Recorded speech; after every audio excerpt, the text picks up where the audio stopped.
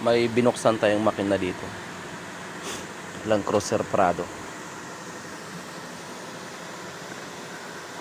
Collector siya.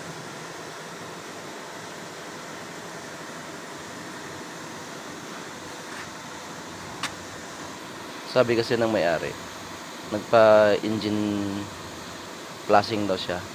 Engine oil flush kasi madumi yung makina. Madumi yung makina niya. So yun, okay, tumakbo ng isang buwan. Biglang kumatok. Biglang may tumunog. Knocking sound siya. Katok yung makina. So yun nga, binaba natin. Kasi tumunog na siya eh. Ito naging itsura niya pag nag-engine flushing tayo. Yan. Yung nalinisan niya lang, chain. Nandiyan pa rin yung mga residue niya.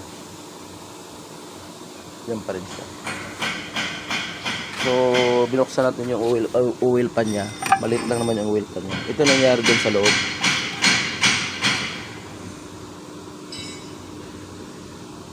Yung mga latak doon sa taas na na tinunaw noong oil flushing, ito siya. Yan, ang kapal niyan. Bumara siya dito sa screen.